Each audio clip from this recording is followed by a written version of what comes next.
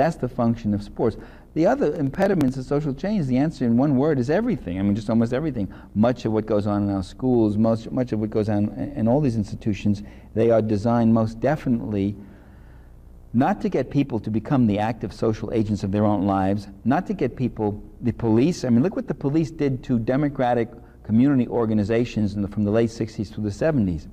Most of those Puerto Rican and black leaders in Chicago who were starting the Panthers and all, who were starting those community organizations, those could have been very vital democratic organizations. Those communities would have been in a lot better shape than they are today. Most of those leaders are either in Marion prison or they're dead now.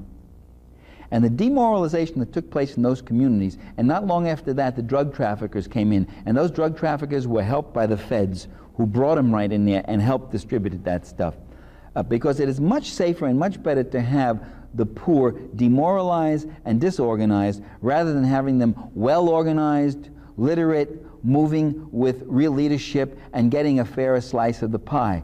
That's the whole idea. Every dollar I got to pay to workers is one less dollar in my pocket. Every dollar I got to pay to people in a community is one less dollar in my pocket. That's the bosses, that's the owning class's view. So it was much better to have them demoralized. Crime becomes an instrument of social control. Crime actually is a way of keeping the community demoralized. The slums are not a problem.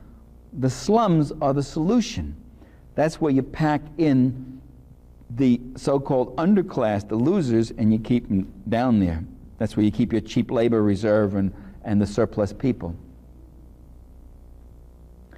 What it tells us is that there's an inherent contradiction and tension between capitalism and democracy. That the more democracy works, the angrier capitalism will get. There's nothing we ever got. It's not capitalism that gave us this good life. In 1898, when you had the freest, most untrammeled capitalism, it was not a good life. People were dying of typhoid in Philadelphia. Children were working in factories 13 hours a day, little 10-year-olds. That was not a good life. To the extent that life has improved, it wasn't because anything, but despite what the big plutocrats and big money guys were doing. It had to fight for an 8-hour day, had to fight for the right to collective bargaining, had to fight for Social Security and pensions, had to fight for clean drinking water, for free public education.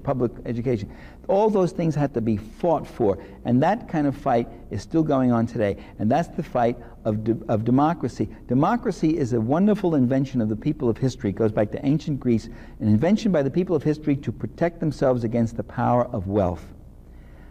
And that's the fight that's still going on to this very day, and let's keep fighting.